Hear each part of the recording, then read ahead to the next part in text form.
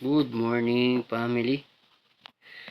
So, ngayon ay 11:55 pa ng umaga. June 17, 2025. So, napili po natin basahin ngayon ay itong isinulat ko. Ang pamagat nito ay si Jesus, ang pinakapunong pari.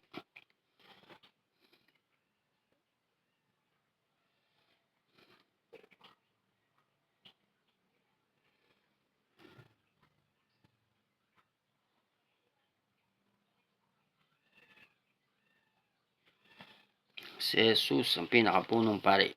So, yung napili ko na versikulo rito, ay basahin natin. Yung number 2.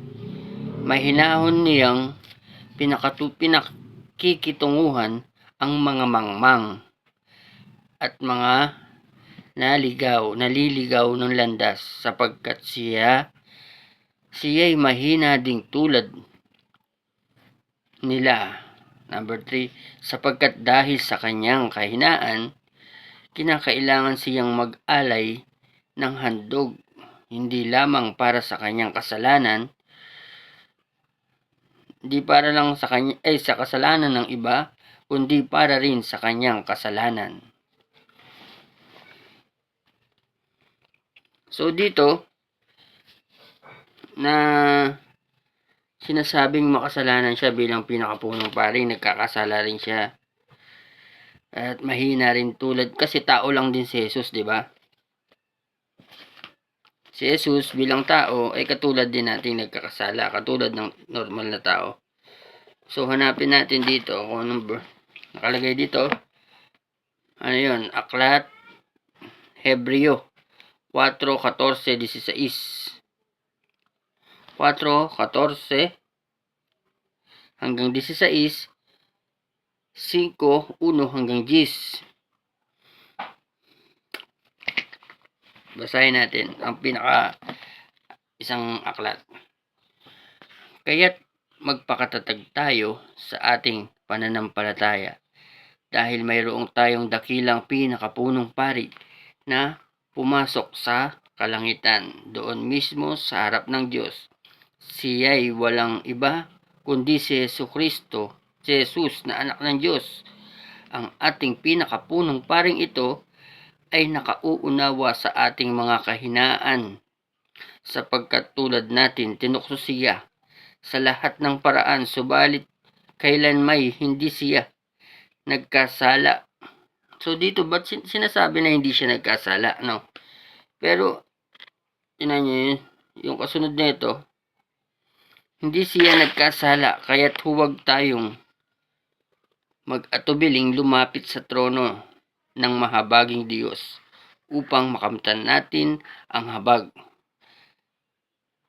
at pagpapala na tutulong sa atin sa panahon ng ating pangangailangan. 5 na tayo.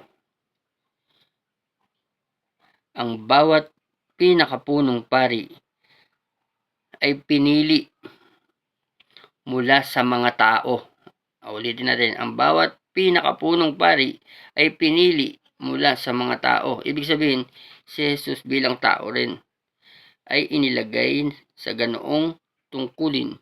Buksan natin electric pan, mainit.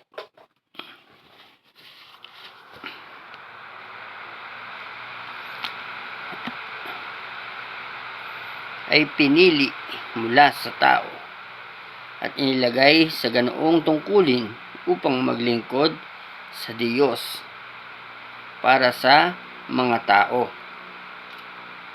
Siya ang nag-aalay ng handog at mga handog para mapatawad ang kasalanan. Ito yung sinulat natin, yung 2, no, 'di ba? Dito. So checkan natin 'to para okay, bilugan na lang natin. Para malaman natin na naituro na natin, na o nabasa na natin. Ito yung nakasulat doon. Mahinahon niyang napapakitunguhan ang mga mangmang. Ano ba ibig sabihin ng mangmang? Walang alam sa mga kasalita ng Diyos. Mangmang sa paningin ng Diyos. At naliligaw ng landas sapagkat sila'y mahina ring tulad nila. Sapagkat siya'y tinutukoy dito, mahinahon niyang napapakitunguhan ng mga mangmang at naliligaw ng landas sapagkat siya'y mahina ring tulad nila. Sinasabi dito, yung pinakapunong pari, mahina ring katulad ng mga mangmang at naliligaw ng landas.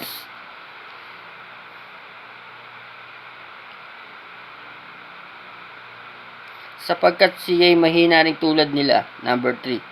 At dahil sa kanyang kahinaan, kinakailangan siya'y mag-alay ng handog, hindi lamang para sa kasalanan ng iba, kundi para rin sa kanyang kasalanan. So kung babalikan natin dito, sinasabi dito sa number 15, si Jesus, ang ating pinakapunong paring ito, ay nakauunawa sa ating kahinaan sapagkat tulad natin tinukso siya sa lahat ng paraan, subalit kailan may hindi nagkasala.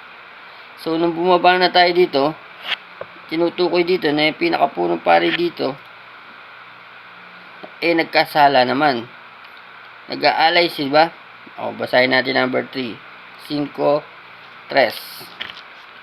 At dahil sa kanyang kahinaan, kinakailangan siya'y mag-alay ng handog, hindi lamang para sa kasalanan ng iba, kundi para rin sa kanyang mga kasalanan. Ang karangalan ng pagiging pinakapunong pari ay hindi maaaring makuha ni numan sa kanyang sariling kagustuhan. Ang Diyos ang pumipili sa kanya tulad ng pagkapili kay Aaron. Si Aaron pinili ng Diyos bilang pinakapunong pari noon, di ba? Yung kasama ni Moises.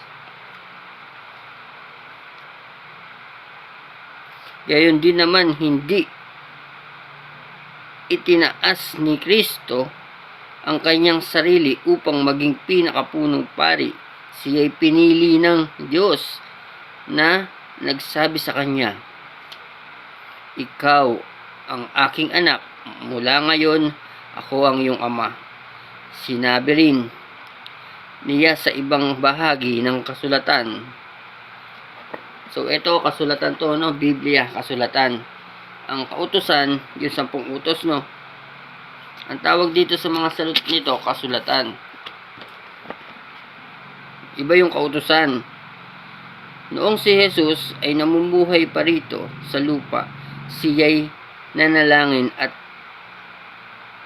lumuluhang nakiusap sa Diyos na makakapagligtas sa kanya sa kamatayan.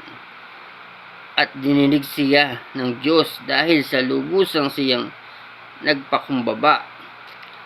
Kahit na siya'y anak ng Diyos, natutunan niya ang tunay na kahulugan ng pagsunod sa pamamagitan ng pagtitiis at nang siya'y maging ganap,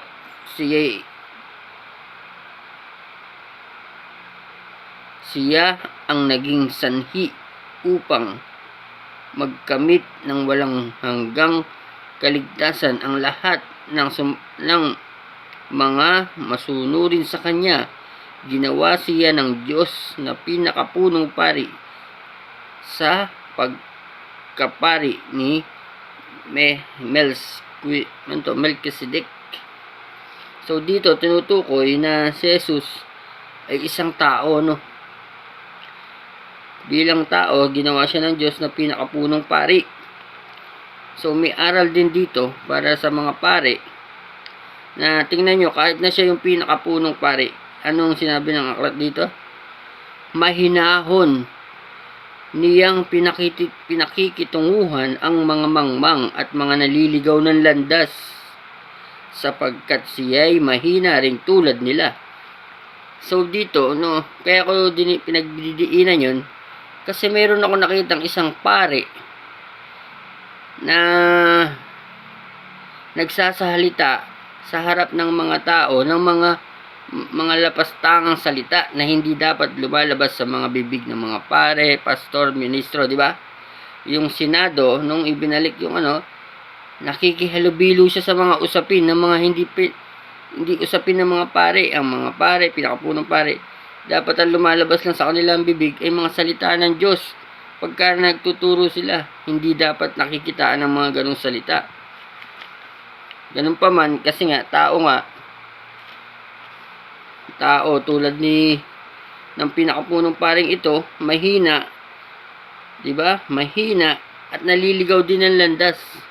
Kaya wag nating husgahan yung mga tao o mga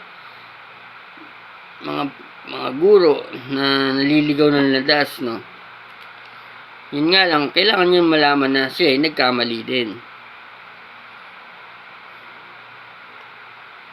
Kahit nga dito, nakita nyo siya pinakapunong pari, mahinahon, dapat pinakikitunguhan ang mga mangmang at mga naliligaw ng landas. Hindi yung ganong pamamaraan na nakikisali ka sa politiko, meron kang kinakampihan at merong pinapanigan.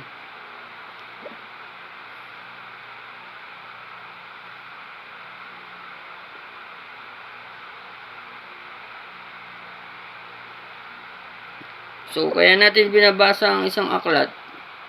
Kasi nga, uulitin ko sa inyo, na ang pagbabasa ng Biblia ay hindi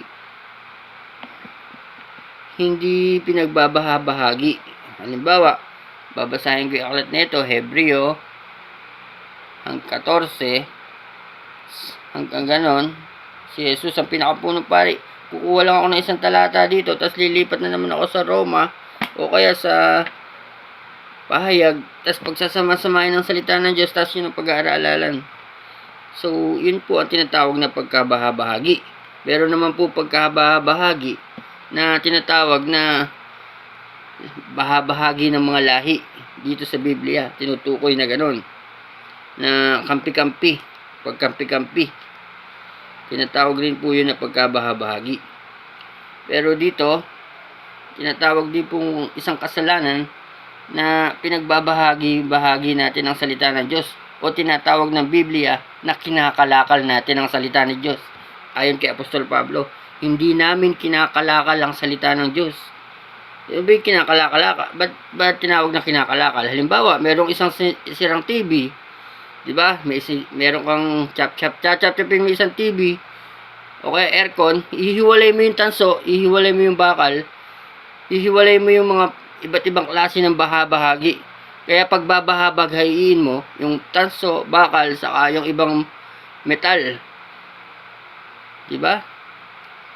Pinaghihiwalay-hiwalay mo dahil magkakaiba ng presyo yun. So, yun ang tinatawag na pagbabahabahagi, o tinatawag na tinutukoy ni Apostol ni Pablo na hindi namin kinakalakal ang salita ng Diyos. Huwag po natin kakalakalin ang salita ng Diyos. Kaya pag po tayo nagturo ng isang aklat mula halimbawa kay Mateo, tapusin po natin yung isang aklat na yon. Huwag po natin kinakalakal ang salita ng Diyos. Maraming salamat po sa pangalan ni Jesus.